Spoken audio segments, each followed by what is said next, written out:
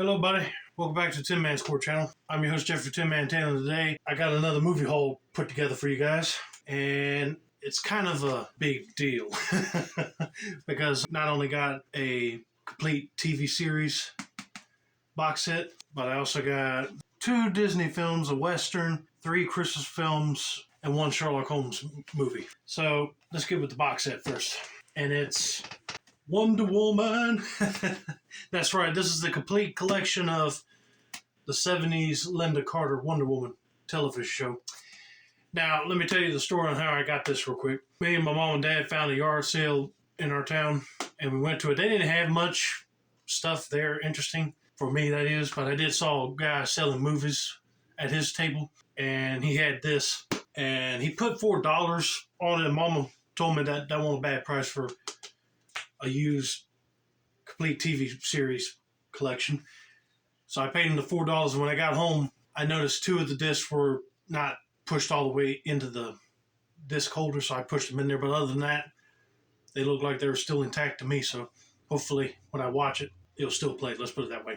But yeah, I wanted to grab this from my DC movie collection. All I need to get now is the George Reeves Superman and the Adam West Batman show. Later on in the evening, we decided to go to Burlington, and I asked my mom, can we go by Barnes & Noble because we haven't been there in a while, and I got a gift card for them for Christmas. So I was able to pick up 3 new movies there. The first one is a Tom Selleck Western movie called Quigley Down Under.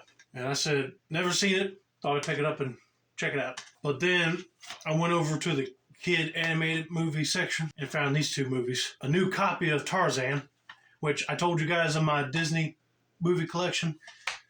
I wished I never got rid of it. Well, I picked up a new copy.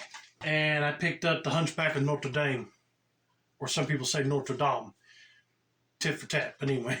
He's basically based off of like classic version that Universal did back in the 30s. So they try to make it less monstrous and more family friendly in this universe. I figured, why not? I'll go ahead and watch it.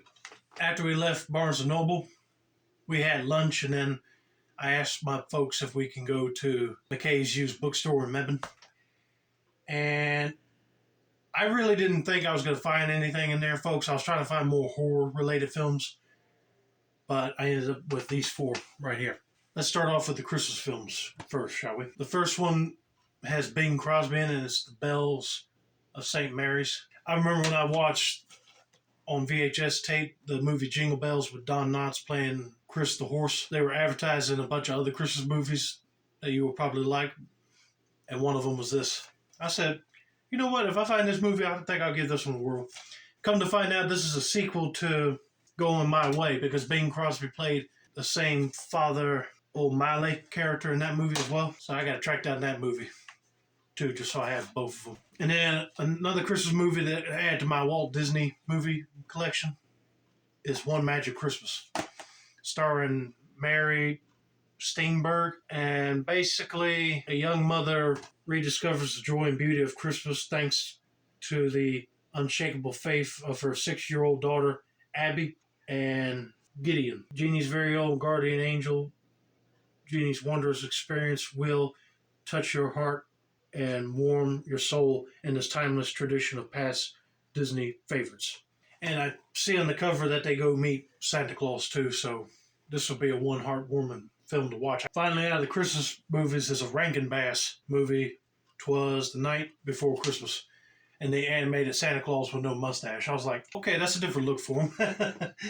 But basically in this story, letters were pouring back into this one particular town saying Santa rejected them because one mouse kid wrote a nasty letter to him, and now he thinks the whole town don't like him, and he decided not to come back until this man invented a clock to sing a song to, like, say, please come back, Santa, and then he does show up towards the end. But anyway, it was a fun movie, and I said, if I find it, I better grab it for my collection. And plus, this is the second Night Before Christmas movie I own, besides the one that was based off of Mary Englebright's Night Before Christmas book.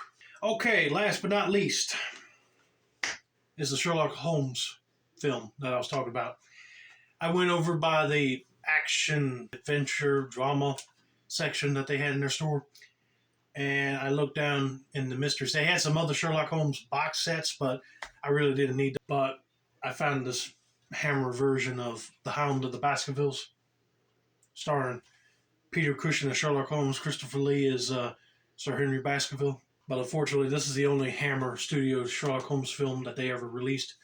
Because what I heard was, I think they lost the rights to do anymore because the Sir Conan Doyle estate did not like how they changed the story a little bit. But it's still a good adaptation of the Sherlock Holmes case, nevertheless.